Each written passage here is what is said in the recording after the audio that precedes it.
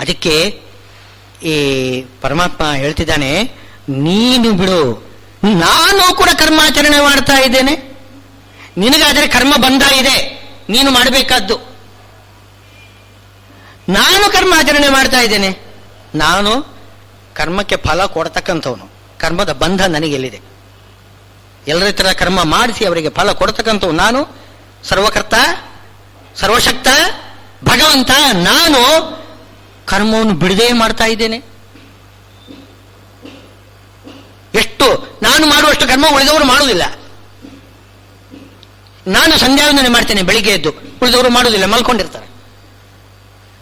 ಕೌಸಲ್ಯ ಸುಪ್ರಜಾರಾಮ ಪೂರ್ವ ಸಂಧ್ಯಾ ಪ್ರವರ್ತತೆ ಉತ್ತಿಷ್ಠ ನರಶಾರ್ದೂಲ ಅಂತ ಶ್ರೀರಾಮಚಂದ್ರ ಅರ್ಘ್ಯ ಪ್ರದಾನ ಮಾಡಿದ್ದಾನೆ, ಸಂಧ್ಯಾವಂದನೆ ಮಾಡಿದ್ದೇನೆ. ಶ್ರೀಕೃಷ್ಣ ಮಾಡಿದ್ದಾನೆ. ಎಲ್ಲ ಅವತಾರಗಳಲ್ಲಿ ಅವರು ಎಲ್ಲ ಕರ್ಮ ಮಾಡ್ತಾರೆ. ಪರಶುರಾಮ ದೇವರು ಎಷ್ಟು ಯಜ್ಞ ಯಾಗಾದಿಗಳನ್ನೆಲ್ಲ ಮಾಡಿದ್ದಾರೆ, ಪಿತೃಕಾರ್ಯ ಮಾಡಿದ್ದಾರೆ. ಜಮದಗ್ನಿ ಮಡಿದಾಗ ಏನು ಮಾಡಿದ್ರು, ಏನೋ ಅವರು ತಲೆಯನ್ನು ಕಿತ್ತು ತಗೊಂಡು ಹೋಗಿಬಿಟ್ಟಿದ್ದಾರೆ. ಯಾರೋ ಕಾರ್ತವೀರ್ಯನ ಮಕ್ಕಳು ಜಮದಗ್ನಿಯ ತಲೆಯನ್ನು ಕಿತ್ಕೊಂಡು ಹೊರಟೋಗಿಬಿಟ್ಟಿದ್ದಾರೆ. ಇಲ್ಲಿ ಬರೀ ಶವ ಮಾತ್ರ ಇದೆ. ಪರಶುರಾಮ ದೇವರು ಏನು ಮಾಡಿದ್ರು, ಆ ಕಾರ್ತವೀರ್ಯನ ಮಕ್ಕಳನ್ನು ಎಲ್ಲರನ್ನು ಕೂಡ ಸಂಹಾರ ಮಾಡಿ, ಕಾರ್ತವೀರ್ಯನನ್ನು ಸಂಹಾರ ಮಾಡಿ, ಅಲ್ಲಿರ್ತಕ್ಕಂಥ ಆ ಜಮದಗ್ನಿಯ ಶಿರವನ್ನು ತಂದು ಈ ಶವಕ್ಕೆ ಜೋಡಿಸಿ ಜೊತೆಗೆ ಸೇರಿಸಿ ಶವ ಸಂಸ್ಕಾರ ಮಾಡಿ ಪಿತೃಕಾರ್ಯವನ್ನು ಮಾಡಿದ್ದಾನೆ. ಹಾಗಾದರೆ ಪಿತೃಕಾರ್ಯ ಎಷ್ಟು ಶ್ರೇಷ್ಠವಾಗಿರ್ತಕ್ಕಂಥದ್ದು, ಎಷ್ಟು ಅವಶ್ಯ ಮಾಡಬೇಕಾದ್ದು. ಅದನ್ನು ಹಾಗೆ ಬಿಟ್ಟು ಬಿಟ್ಟರೆ ಏನೋ ಅವರು ಎತ್ಕೊಂಡು ಹೋಗಿರ್ತಕ್ಕಂಥದ್ದು ಶಿರಸ್ಸು ಇದೆಯಲ್ಲ, ಅದನ್ನು ಹಾಗೆ ಬಿಟ್ಟು ಬಿಟ್ಟಿದ್ರೆ ಆಗ ಮೃತನಾಗಿರ್ತಕ್ಕಂಥ ವ್ಯಕ್ತಿಗೆ ಸದ್ಗತಿ ಆಗ್ತಿದ್ದಿಲ್ಲ. ಅವನಿಗೆ ಆಗಬೇಕಾಗಿದ್ರೆ ಏನು ಶವಕ್ಕೆ ಸಂಸ್ಕಾರ ಆಗಬೇಕು. ಶವಕ್ಕೆ ಸಂಸ್ಕಾರ ಅಲ್ಲ, ಅದು ನಾವು ತಪ್ಪು ತಿಳ್ಕೊಂಡಿರ್ತೇವೆ.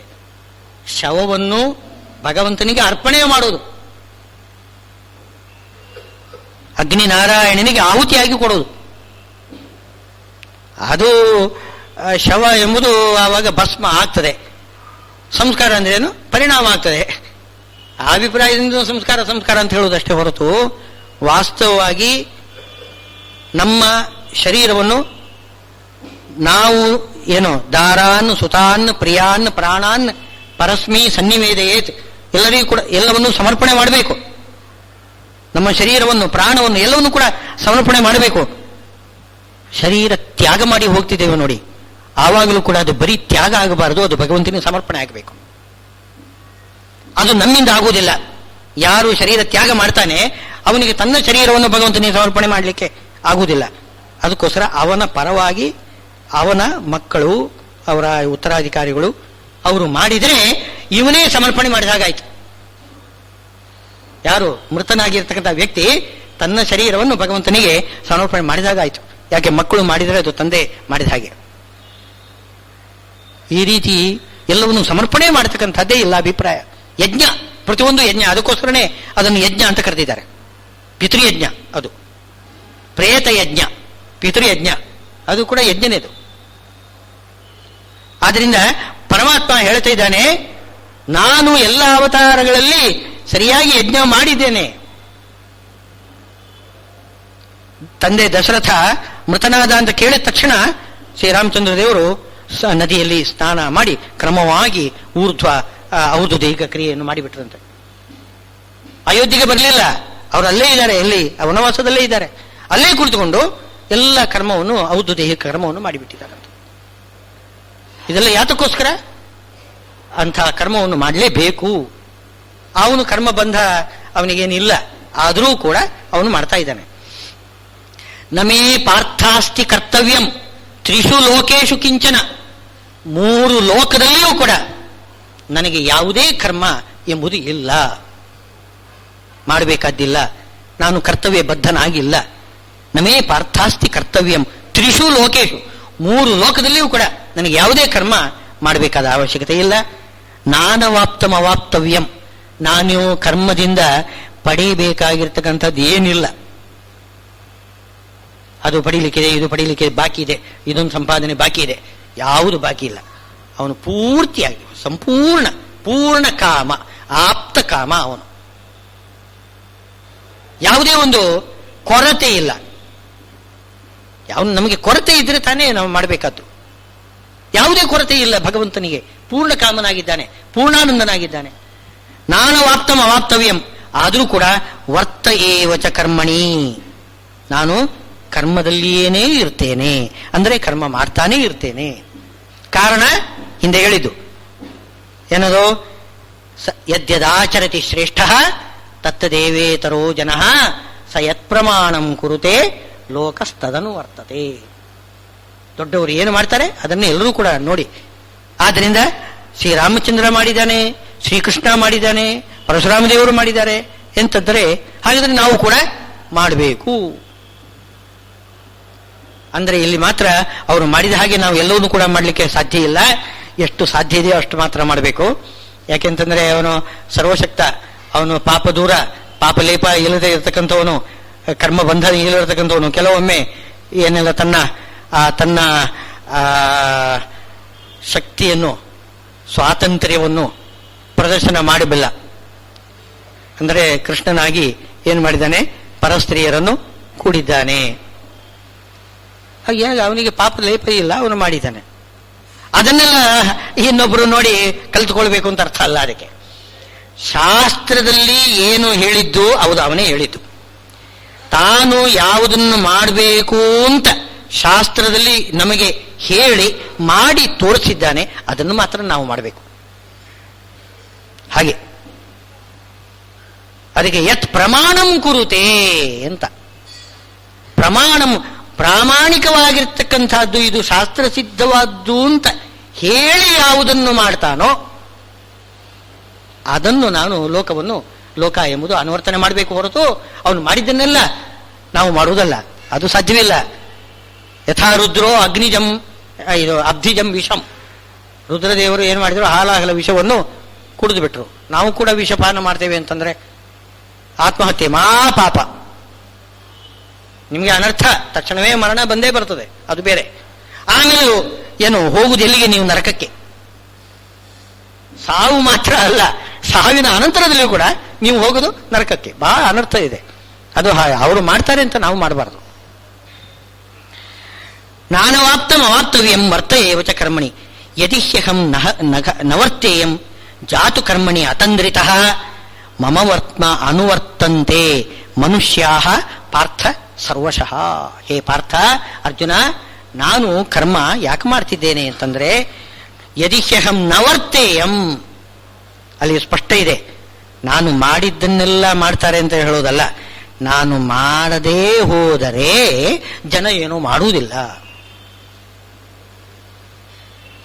ಯದಿ ಅಹಂ ನವರ್ತೇಯಂ, ಕರ್ಮಾಚರಣೆ ನಾನು ಮಾಡದೇ ಹೋದರೆ, ಆಗ ಅತಂದ್ರಿತ, ನಾನು ಆಲಸ್ಯದಿಂದ ಕರ್ಮ ಮಾಡದೆ ಅತಂದ್ರಿತನಾಗಿ, ಅಂದರೆ ಆಲಸ್ಯವನ್ನು ಬಿಟ್ಟು ನಾನು ಕರ್ಮಾಚರಣೆ ಮಾಡ್ತಾ ಇದ್ದೇನೆ. ಹಾಗೆ ನಾನು ಮಾಡದೇ ಹೋದರೆ ಜನ ಏನು ಮಾಡ್ತಾರೆ, ಮಮ ವರ್ತ್ಮ ಅನುವರ್ತಂತೆ, ನನ್ನ ಆದರ್ಶವನ್ನು ಅವರು ಅನುಸರಣೆ ಮಾಡ್ತಾರೆ. ಏನು, ಕರ್ಮಾಚರಣೆ ಮಾಡಬೇಕಾಗಿಲ್ಲ ಅಂತ ತಿಳ್ಕೊಂಡು ಬಿಡ್ತಾರೆ. ಈಗ ಪರಮಾತ್ಮ ಹಾಗೆ ಮಾಡಬಹುದಾಗಿತ್ತು, ಯಾಕೆಂದ್ರೆ ಅವನಿಗೆ ಕರ್ಮ ಬಂಧ ಇಲ್ಲ. ಕರ್ಮ ಬಂಧ ಇಲ್ಲದಿದ್ದವನು ಏನು ಬೇಕಾದರೂ ಮಾಡಬಹುದಾಗಿತ್ತು. ಅಂದ್ರೆ ಏನು ಮಾಡದೇ ಇರಬಹುದಾಗಿತ್ತು, ಏನು ಮಾಡುವುದಲ್ಲ, ಏನು ಮಾಡದೇ ಇರುವುದಾಗಿತ್ತು. ಯಾವುದೇ ಕರ್ಮ ಅವನು ಮಾಡುವುದಿಲ್ಲ. ಅವರ ಚರಿತ್ರೆ ತೆಗೆದು ನೋಡಿದರೆ ಸಂಧ್ಯಾವಂದನೆ ಮಾಡಿದ್ದು ಕಾಣಿಸುವುದಿಲ್ಲ, ಯಾಗ ಯಜ್ಞ ಮಾಡಿದ್ದು ಕಾಣಿಸುವುದಿಲ್ಲ, ಧರ್ಮಾಚರಣೆ ಮಾಡಿದ್ದು ಕಾಣಿಸುವುದಿಲ್ಲ ಅಂತಂದರೆ ಅದು ತಪ್ಪೇನಲ್ಲ, ಯಾಕೆಂದರೆ ಅವನು ಕರ್ಮಬದ್ಧನಲ್ಲ. ಆದರೆ ಜನ ತಪ್ಪು ತಿಳ್ಕೊಂಡು ಬಿಡ್ತಾರೆ. ಯಾಕೆಂದ್ರೆ ಅವನು ಏನು ಕರ್ಮ ಮಾಡಿಲ್ಲ, ಪರಮಾತ್ಮ ಏನು ಕರ್ಮ ಮಾಡಿಲ್ಲ, ಅದರಿಂದ ನಾನು ಏನೂ ಮಾಡೋದು ಬೇಡ. ಹೀಗೆ ತಪ್ಪು ತಿಳ್ಕೊಳ್ಳುವ ಪ್ರಸಂಗ ಬರ್ತದೆ. ಯದಿಹ್ಯಹಂ ನವರ್ತೇಯಂ ಜಾತು ಕರ್ಮಣಿ ಅತಂದ್ರಿತಃ ಮಮ ವರ್ತ್ಮ ಅನುವರ್ತಂತೆ ಮನುಷ್ಯಾಃ ಪಾರ್ಥ ಸರ್ವಶಃ. ಎಲ್ಲ ಕಡೆಗೂ ಕೂಡ ನನ್ನ ಒಂದು ರೀತಿ, ಜೀವನ ಆದರ್ಶ ಏನಿದೆ ಅದನ್ನೇ ಅವರು ಅನುಸರಿಸ್ತಾರೆ.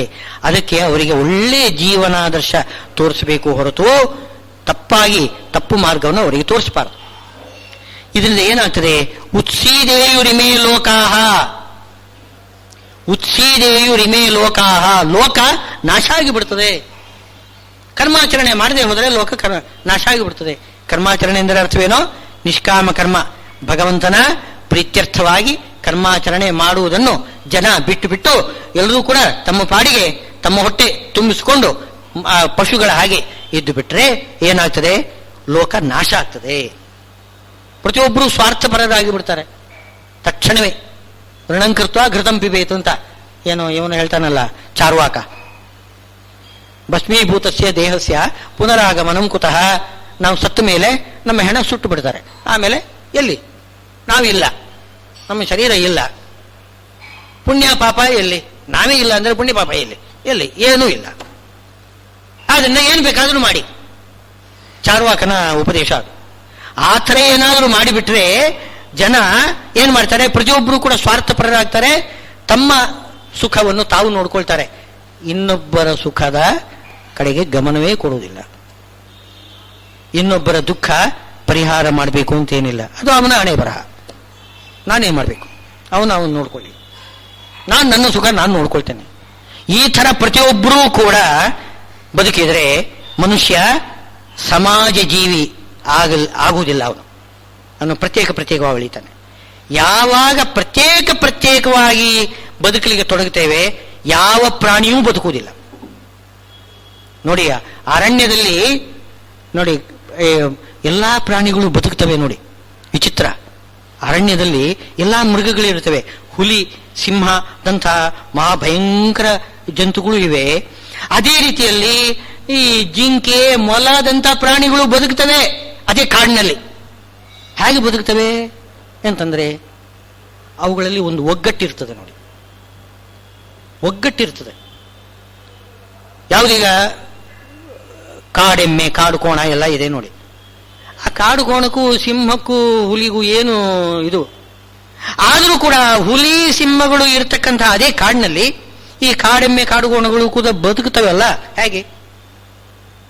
ಸ್ವಾರಸ್ಯ ಏನಂತಂದ್ರೆ ಆ ಕಾಡೆಮ್ಮೆ, ಕಾಡು ಕೋಣಗಳದ್ದು ಒಂದು ಗುಂಪಿಗೆ ಒಂದು ಹುಲಿ ಒಳಗಡೆ ಬಂತು ಅಂತಂದ್ರೆ ಕ್ಷಣದಲ್ಲಿ ನಾಶ ಆಗಿಬಿಡ್ತದೆ. ಇವುಗಳೆಲ್ಲ ಒಟ್ಟು ಸೇರಿ ಆ ಹುಲಿಯನ್ನು ನಾಶ ಮಾಡಿಬಿಡ್ತವೆ. ಆ ಹುಲಿಗೆ ಒಂದು ಕಾಡೆಮ್ಮೆ, ಕಾಡು ಕೋಣ ಸಿಗಬೇಕು ಅಂತಂದ್ರೆ ಅದು ಹಣೆ ಬರಹ ಏನಾಗ್ತದೆ? ಆ ಗುಂಪು ಬಿಟ್ಟು ಹೊರಗಡೆ ಬಂದಿರ್ತದೆ. ಆ ಗುಂಪು ಬಿಟ್ಟು ಹೊರಗಡೆ ಒಂದು ಪ್ರಾಣಿ ಬಂತು ಅಂತಂದ್ರೆ ಇವಳ ಗುಂಪು ಅದರ ಮೇಲೆ ಅಟ್ಯಾಕ್ ಮಾಡಿಬಿಡ್ತು. ಒಂದು ಕ್ಷಣದಲ್ಲಿ ನಾಶ. ಬೇಡ, ಒಂದು ಉದಾಹರಣೆ ನೋಡಿ. ಹಾವು ಒಂದು ಗೆದ್ದಲು ಇಡತಕ್ಕಂಥದ್ದು ಒಂದು ಹುತ್ತದ ಒಳಗಡೆ ಹೋಯಿತು ಅಂತ ಇಟ್ಕೊಳ್ಳಿ. ಅಲ್ಲಿ ಸಾವಿರಾರು ಗೆದ್ದಲು ಹುಳುಗಳು ಒಂದು ಸಲ ಆ ಹಾವಿನ ಮೇಲೆ ಆಕ್ರಮಣ ಮಾಡಿಬಿಟ್ರೆ ಹಾವು ಸತ್ತೋಗ್ಬಿಡ್ತು.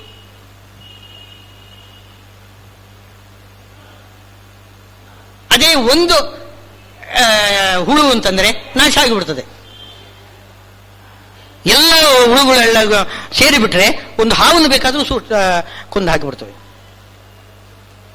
ಶ್ರೀಕೃಷ್ಣ ತೋರಿಸಿಕೊಟ್ಟಿದ್ದಾನೆ ತನ್ನ ಕಾಲಯವನನ ಸಂಹಾರ ಕಾಲದಲ್ಲಿ. ಹಾಗೆ ತೋರಿಸಿಕೊಟ್ಟಿದ್ದಾನೆ ಉದಾಹರಣೆ. ಒಂದು ಮಡಿಕೆ ಒಳಗಡೆ ಒಂದು ಕೃಷ್ಣ ಸರ್ಪವನ್ನು ಹಾಕಿಬಿಟ್ಟು ಕಾಲಯವನ ಬಳಿಗೆ ಕಳಿಸಿಕೊಡ್ತಾನಂತೆ. ಆ ಕಾಲಯವನ ಹೀಗೆ ನೋಡಿದಂತೆ, ಏನು ಕೃಷ್ಣನ ಸಂದೇಶ ಏನಿರಬಹುದು?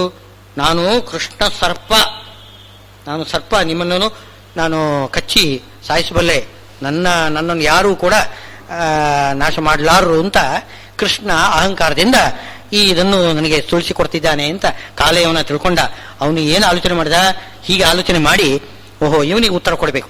ನೀನು ಒಬ್ಬ ಕೃಷ್ಣ ಆದರೆ ಕಾಲಯವನ ನಮ್ಮ ಸೈನ್ಯ ಇದೆಲ್ಲ ಅದು ಕೋಟಿಗಟ್ಟಲೆ ಇದೆ. ಕೋಟಿಗಟ್ಟಲೆ ಸೈನ್ಯ ಒಟ್ಟು ಸೇರಿಬಿಟ್ರೆ ನೀನನ್ನು ಒಬ್ಬನನ್ನು ಮುಗಿಸಿಬಿಡ್ಬೋದು ಅಂತ ಹೇಳ್ಕೊಂಡು, ಉದಾಹರಣೆಗೆ ಆ ಮಡಿಕೆ ಒಳಗಡೆ, ಹಾವು ಇರತಕ್ಕಂತಹ ಮಡಿಕೆ ಒಳಗಡೆ ಈ ಇರುವೆಗಳನ್ನು ತುಂಬಿಸಿಬಿಟ್ಟ ಅಂತ. ಹುಳುಗಳನ್ನು, ಗೆದ್ದಲು ಹುಳುಗಳು, ಆ ಇರುವೆಗಳನ್ನು ತುಂಬಿಸಿಬಿಟ್ಟ. ಅದು ಒಂದು ಕ್ಷಣದಲ್ಲಿ ಆ ಹಾವನ್ನು ನಾಶ ಮಾಡಿಬಿಡ್ತು. ಶ್ರೀಕೃಷ್ಣ ಅವನು ಅಚಿಂತ್ಯ ಶಕ್ತಿ ಉಳ್ಳವನ, ಅವನ ಸಂಕಲ್ಪ ಯಾರಿಗೆ ಗೊತ್ತಾಗುತ್ತೆ? ಅವನಿಗೆ ಯಾಕೆಂದ್ರೆ ಕಾಲಯವನ ಹುಟ್ಟಿದ್ದೇ ಅದು ಕೃಷ್ಣನ ನಾಶಕ್ಕೆ. ಗರ್ಗಾಚಾರ್ಯರು ಹಾಗೆ ತಪಸ್ಸು ಮಾಡಿದ್ರು, ಏನೋ ಕೃಷ್ಣನನ್ನು ನಾಶ ಮಾಡತಕ್ಕಂಥ ಒಬ್ಬ ಮಗ ಹುಟ್ಟಬೇಕು ಅಂತ. ಅದು ಕೃಷ್ಣ ಸರ್ಪವನ್ನು ಯಾವಾಗ ಕಾಲಯವನ ಈ ರೀತಿಯಾಗಿ ಇರುವೆಯನ್ನು ಹಾಕಿ ಸಾಯಿಸಿಬಿಟ್ಟ, ಕೃಷ್ಣ ನಾಶ ಆಗೋಯಿತು. ಏನು ವರ, ರುದ್ರದೇವರು ಕೊಟ್ಟ ವರ, ಅದನ್ನು ಸುಳ್ಳು ಮಾಡಲಿಕ್ಕೆ ತಯಾರಿಲ್ಲ ಪರಮಾತ್ಮ. ಈ ರೀತಿ ಸತ್ಯ ಮಾಡಿಬಿಟ್ಟ. ಕೃಷ್ಣ ನಾಶ ಆಯಿತೋ ಇಲ್ವೋ? ಕೃಷ್ಣ ನಾಶ ಅಂದ್ರೆ ಏನು? ಯಾದವ ಕೃಷ್ಣನ ನಾಶ ಅಲ್ಲ, ಕೃಷ್ಣ ಸರ್ಪದ ನಾಶ ಅಂತೂ ಅದು ಕೂಡ ಕೃಷ್ಣ ನಾಶ ತಾನೆ. ಹೀಗೆ ಮಾಡಿ ತಾನು ಕೃಷ್ಣ ಏನು ಮಾಡಿದಾನೆ, ಕಾಲಯವನನ್ನು ಆಮೇಲೆ ತಾನೇ ಸಂಹಾರ ಮಾಡಿದ. ಯಾವ ಕೃಷ್ಣನ ನಾಶಕ್ಕಾಗಿ ಹುಟ್ಟಿದ್ದಾನೋ ಕಾಲಯವನ, ಆ ಕಾಲಯವನನ್ನು ಕೃಷ್ಣನೇ ನಾಶ ಮಾಡಿಬಿಟ್ಟ. ರುದ್ರದೇವರ ವರ ತಪ್ಪಾಗಲಿಲ್ಲ, ಅದನ್ನು ಸರಿ ಮಾಡಿಕೊಟ್ಟಿದ್ದಾನೆ. ಅಂತೂ ಯಾವ ಆ ಸಂದರ್ಭ ಹೀಗಿದೆ. ಒಂದು ಹಾವನ್ನು ಎಲ್ಲ ಇರುವೆಗಳು ಒಟ್ಟು ಸೇರಿಬಿಟ್ರೆ ಒಂದು ಕ್ಷಣದಲ್ಲಿ ಹಾವನ್ನು ಮುಗಿಸಿಬಿಡ್ಬೋದು. ಇದು ಯಾವತ್ತೂ ಕೂಡ ಏನು ಅಂತಂದ್ರೆ ಸಂಘೇ ಶಕ್ತಿ ಅಂತ. ಸಂಘೇ ಶಕ್ತಿ ಎಲ್ಲರೂ ಒಟ್ಟು ಸೇರಿದ್ರೇನೆ ಅದು. ಆದ್ರಿಂದ ನಾವೇ ಮಾಡಬೇಕು ಅಂತಂದ್ರೆ ಎಲ್ಲರೂ ಜೊತೆಗೆ ಸೇರಿಕೊಂಡು ಸಮಾಜ ಜೀವಿಗಳಾಗಿ ಪ್ರತಿಯೊಬ್ಬರು ಒಬ್ಬರಿಗೂ ಒಬ್ಬರು ಏನು ಸಹಾಯ ಮಾಡ್ತಾ, ಏನು ತನ್ನ ಬಿಂಬ ಮೂರ್ತಿ ಇದಾನಲ್ಲ ಅವನೇ ಇನ್ನೊಬ್ಬನ ಹೃದಯದಲ್ಲಿಯೂ ಇರತಕ್ಕಂಥವನು. ಅವನಲ್ಲಿರ್ತಕ್ಕಂಥ ಬಿಂಬ ಮೂರ್ತಿ ಬೇರೆ ಅಲ್ಲ, ನನ್ನಲ್ಲಿರ್ತಕ್ಕಂಥ ಬಿಂಬ ಮೂರ್ತಿ ಬೇರೆ ಅಲ್ಲ. ಒಬ್ಬನೇ ಭಗವಂತ ಎಲ್ಲಾ ಕಡೆಗೂ ಇದ್ದಾನೆ. ಆದ್ರಿಂದ ತಸ್ಯ ಪ್ರಾಣ್ಯುಪಕಾರೇಣ ಪ್ರೀತೋ ಭವತಿ ಕೇಶವ. ಇನ್ನೊಬ್ಬರಿಗೆ ಸಂತೋಷ ಉಂಟು ಮಾಡಿದರೆ ಅದರ ಒಳಗಡೆ ಇರತಕ್ಕಂಥವನು ಭಗವಂತ ಸುಪ್ರೀತನಾಗಿರ್ತಾನೆ. ಇಲ್ಲದೆ ಹೋದರೆ ಅವನಿಗೆ ಸಂತೋಷ ಆಗುವುದಿಲ್ಲ. ಭಗವಂತನ ಮೂರ್ತಿ ಬಿಂಬ ಒಳಗಡೆ ಸಂತುಷ್ಟನಾಗದೆ ಹೋದರೆ ಅವನಿಗೆ ಸಂತೋಷ ಆಗುವುದಿಲ್ಲ. ಅವನಿಗೆ ಸಂತೋಷ ಆಯಿತು ಅಂತಂದ್ರೆ ಬಿಂಬನಿಗೆ ಸಂತೋಷ ಆಗಿದೆ, ಅವನೇ ಇವನು ನನ್ನ ಒಳಗಡೆ ಇರತಕ್ಕಂಥ. ಈ ರೀತಿ ಪರಸ್ಪರವಾಗಿ ಏನೋ ಪ್ರೀತಿಯಿಂದ ಸಂತೋಷವನ್ನು ಉಂಟು ಮಾಡಿ ಜೊತೆಗೆ ಬೆರೆತುಕೊಂಡಿದ್ದರೆ ಮಾತ್ರ ಮಾನವ ಬದುಕುತ್ತಾನೆ. ಇಲ್ಲದೆ ಹೋದರೆ ಉತ್ಸೀದೇಯುರಿಮೆ ಲೋಕಾಹ, ಲೋಕ ಎಲ್ಲ ನಾಶ ಆಗಿಬಿಡುತ್ತದೆ. ಪ್ರತಿಯೊಬ್ಬರೂ ಕೂಡ ಪರಮಾತ್ಮ ಪೂಜಾ ರೂಪವಾಗಿ ಸತ್ಕರ್ಮಾಚರಣೆ ಮಾಡಬೇಕು. ಪರಮಾತ್ಮನನ್ನು ಎಲ್ಲಿ ಪೂಜೆ ಮಾಡಬೇಕು? ಇನ್ನೊಬ್ಬರ ಹೃದಯದಲ್ಲಿ. ಒಬ್ಬ ಇನ್ನೊಬ್ಬನ ಹೃದಯದಲ್ಲಿ ಪರಮಾತ್ಮನ ಪೂಜಾ ಮಾಡಬೇಕು. ಈ ರೀತಿ ಕರ್ಮಾಚರಣೆ ಮಾಡದೆ ಹೋದರೆ ಉತ್ಸೀದೇಯುರಿಮೇ ಲೋಕಾಹ ನ ಕುರಿಯಾಂ ಕರ್ಮಚೇದಹಂ. ನಾನೇನಾದರೂ ಕರ್ಮಾಚರಣೆ ಮಾಡದೆ ಹೋದರೆ ಲೋಕ ನಾಶ ಆಗಿಬಿಡ್ತದೆ. ಆದ್ದರಿಂದ ನಾನು ಕರ್ಮಾಚರಣೆ ಮಾಡ್ತಾ ಇದ್ದೇನೆ. ಅರ್ಜುನ, ನೀನು ಕೂಡ ಕರ್ಮಾಚರಣೆ ಮಾಡು. ಎಲ್ಲರೂ ಕೂಡ ನಿನ್ನನ್ನು ನೋಡಿ ಕಲಿತುಕೊಳ್ಳಿ. ಅವರೂ ಕೂಡ ಕರ್ಮಾಚರಣೆ ಮಾಡ್ರಿ. ಪ್ರತಿಯೊಬ್ಬರೂ ಕೂಡ ಕರ್ಮಾಚರಣೆ ಅಂತಂದ್ರೆ ಭಗವಂತನ ಆರಾಧನೆ ಪ್ರತಿಯೊಬ್ಬರೂ ಕೂಡ ಮಾಡ್ತಾ ಬಂದರೆ ಪ್ರತಿಯೊಬ್ಬರಿಗೂ ಕೂಡ ಸುಖ. ಎಲ್ಲರ ಹೃದಯದಲ್ಲಿರ್ತಕ್ಕಂಥ ಭಗವಂತನಿಗೆ ಸಂತೋಷ ಮಾಡಿಬಿಟ್ರೆ ಎಲ್ಲರಿಗೂ ಕೂಡ ಸುಖ ಉಂಟಾಗ್ತದೆ. ಆದ್ರಿಂದ ಏನು ಲೋಕ ಉಳಿತದೆ. ಇಲ್ಲದೆ ಹೋದರೆ ಲೋಕ ನಾಶ ಆಗಿಬಿಡ್ತದೆ. ಅದಕ್ಕೋಸ್ಕರ ನಾನು ಕರ್ಮಬಂಧರಹಿತನಾಗಿರ್ತಕ್ಕಂಥವನೂ ಕೂಡ ಕರ್ಮಾಚರಣೆ ಮಾಡಿ ಈ ರೀತಿ ಲೋಕಕ್ಕೆ ಪ್ರೇರಣೆ ಮಾಡ್ತಾ ಇರುವಾಗ ನೀನು ಕರ್ಮಬದ್ಧನಾಗಿರ್ತಕ್ಕಂಥವನು, ನೀನು ಕರ್ಮಾಚರಣೆ ಮಾಡಲೇಬೇಕು. ಅಂದ್ರೆ ನಿನ್ನ ಪಾಲಿನ ಕರ್ತವ್ಯವೂ ಆಗಿದೆ, ನಿನಗೂ ಅದರಿಂದ ಉಪಯೋಗ ಇದೆ, ಪರರಿಗೂ ಕೂಡ ಉಪಯೋಗ ಇದೆ. ಪರರಿಗೆ ಉಪಯೋಗ ಯಾವಾಗ ಸಿಕ್ತೋ ಆವಾಗ ನಿನ್ನ ಪುಣ್ಯ ಇನ್ನೂ ಜಾಸ್ತಿ ಆಗ್ತದೆ, ವೃದ್ಧಿ ಆಗ್ತದೆ. ಇಂಥ ಒಂದು ಸತ್ಕರ್ಮ ಪುಣ್ಯಕರ್ಮ ನೀನು ಮಾಡಲೇಬೇಕು ಎಂಬುದಾಗಿ ಹೇಳಿ ಶ್ರೀಕೃಷ್ಣ ಅರ್ಜುನನಿಗೆ ಉಪದೇಶ ಮಾಡ್ತಾನೆ. ಇಲ್ಲಿಗೆ ಇಂದಿನ ಉಪನ್ಯಾಸ ಶ್ರೀಕೃಷ್ಣಾರ್ಪಣಮಸ್ತು.